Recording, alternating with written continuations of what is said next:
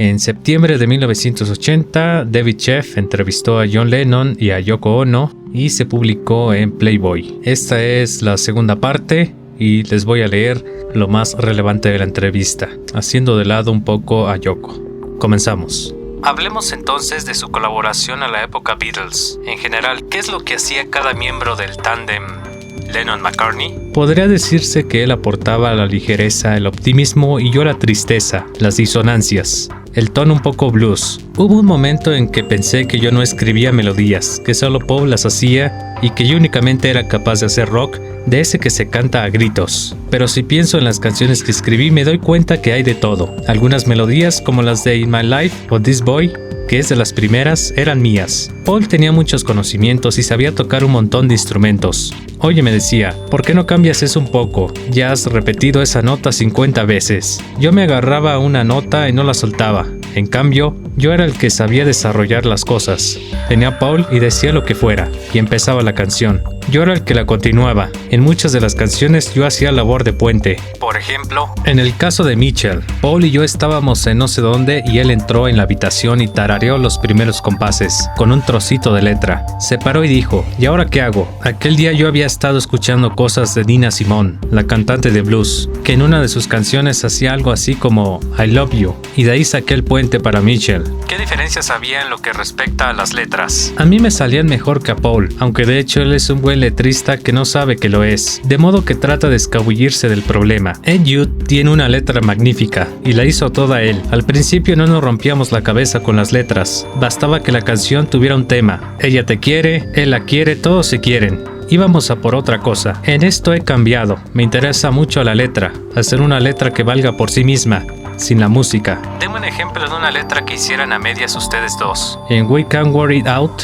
Paul hizo el comienzo y yo el puente. Paul escribió eso que dice, podremos arreglarlo, que es la parte auténticamente optimista, y yo, impaciente, añadí, la vida es muy corta y no hay tiempo para peleas y enfados, amigo. Paul cuenta la historia y John filosofa.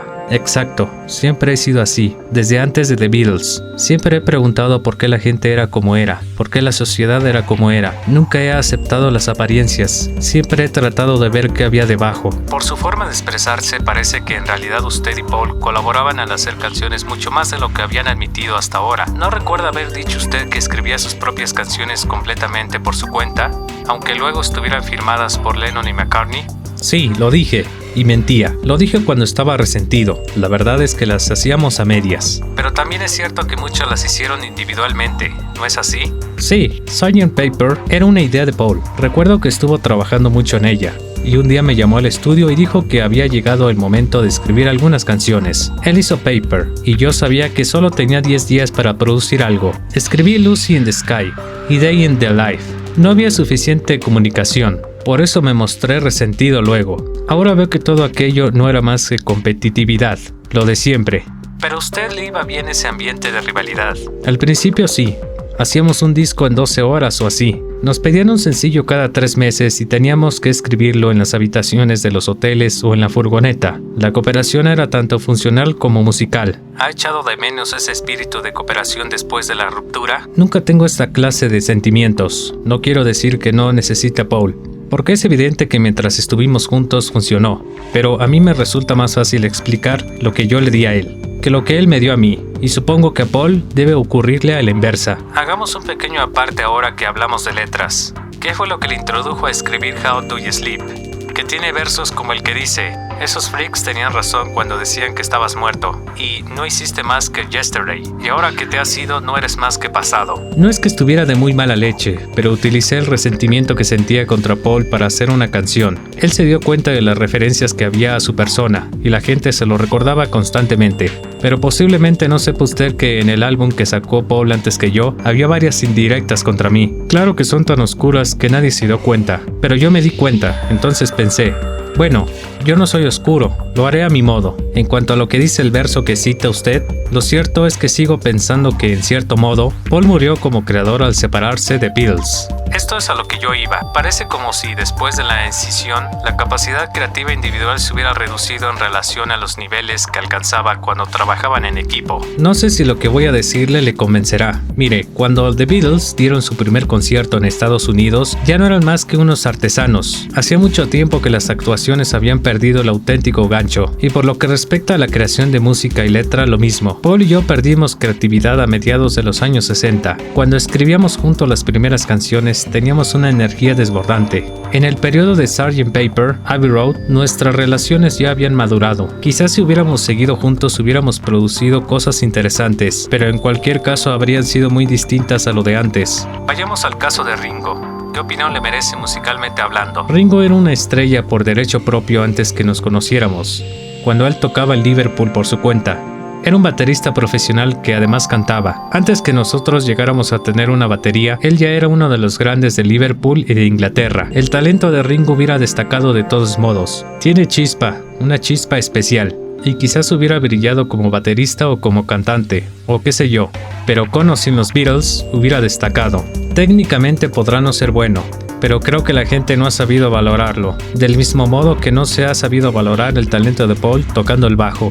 Paul ha sido uno de los bajistas que más innovaciones han introducido, y la mitad de lo que oímos ahora está sacado de lo que hacía él con The Beatles. Aunque es un egomaníaco para todo lo que hace, no se enorgullece en cambio de su forma de tocar el bajo. Creo que Paul y Ringo están a la altura de los mejores músicos de rock. No me refiero al aspecto técnico. Ninguno de nosotros es un buen técnico. No sabemos leer música, no sabemos escribirla, pero como seres inspirados, como gente que hace ruido, somos tan buenos como los mejores. ¿Qué opina de la música que hace George por su cuenta? Creo que All Things Must Pass está muy bien, solo que era demasiado larga. ¿Qué pensó cuando hubo aquel recurso legal contra Harrison por My Sweet Lord? Lo acusaron de haber plagiado He's So Fine de las Cheryls y perdió el pleito. Se metió en todo eso a sabiendas. ¿Quiere decir que plagió a propósito? Por fuerza tenía que saber lo que hacía. No es tonto. De hecho, es un caso que solo tiene importancia por lo del dinero. Hubiera podido cambiar un par de compases y nadie habría podido decirle nunca nada, pero lo dejó así y pagó. Quizás pensó que Dios permitiría que nadie le dijera nada. Apenas ha mencionado usted a Harrison en esta entrevista. Me hizo daño ese libro de Harrison, I, Me, Mine. Cuando lea la entrevista, él lo entenderá. Sacó un libro contando su vida en el que, mediante las omisiones, decía de hecho que mi influencia sobre él era absolutamente nula, cero. En el libro recuerda absolutamente todos los saxos y guitarras que ha conocido posteriormente, y no me menciona a mí ni una sola vez. ¿Por qué? Mire, él era un jovencito que sigue al amigo que tiene unos años más que él. Yo era ese amigo mayor. George tiene 3 o 4 años menos que yo. Es una relación amor-odio, y creo que George me guarda rencor por haber sido el papá que se va de casa y abandona a su hijo. Él no estaría de acuerdo en esto, pero creo que las cosas son así. Me fastidió lo del libro, que no me citara, como si yo no existiera, y cuando empezamos, George era algo así como un discípulo mío. Yo ya estaba estudiando en la escuela de arte cuando Paul y George iban todavía al instituto. Cuando se tiene esa edad, hay mucha diferencia entre un alumno de instituto y uno de escuela de arte. Yo iba más adelantado, había tenido experiencias sexuales, bebía y cosas así. Cuando George era un chiquillo, nos seguía a mí y a mi novia, Cynthia, la que luego fue mi primera esposa. Esperaba la salida de la escuela de arte, tal como lo hacen ahora esos críos que rondan la entrada de esos apartamentos. Recuerdo el día que George entró a pedirme ayuda para hacer Taxman, una de las mejores canciones. Le sugerí algunos versos para darle vida a la letra, porque es lo que me pidió, y acudió a mí porque en esa época Paul no le hubiera ayudado. Yo no tenía ganas de hacerlo porque ya me bastaba con lo mío y lo que hacía con Paul, pero quería a George y no me gustaba la idea de hacerle daño, y cuando me pidió ayuda accedí. Hasta entonces todo era de John y Paul porque él todavía no escribía nada. Como cantante, Solo le dejábamos hacer una canción de cada álbum. Las que cantaba él y Ringo eran canciones que en las salas de baile solía cantarlas yo, pero para los discos yo seleccionaba las más fáciles para ellos. De forma que estoy algo resentido por el libro de George, pero quiero que entienda bien lo que digo. Todavía los quiero a los tres. The Beatles ya no existen, pero John, Paul, George y Ringo siguen en pie. ¿Es cierto que los cuatro hicieron juntos una canción para Ringo en 1975? I am the greatest. Sí, es la frase que decía Mohamed Ali. Era una canción que Ringo podía cantar como nadie. Si yo decía soy el más grande, la gente se lo hubiera tomado en serio, pero si lo decía Ringo, no había modo de que nadie se enfadara. ¿Le gustó volver a tocar con George y Ringo? Sí, hasta que George y Billy Preston empezaron a decir que formáramos un grupo. Me azoraba que George me lo pidiera una y otra vez. Yo me limitaba a disfrutar de las sesiones de grabación y lo demás, pero yo estaba con Yoko.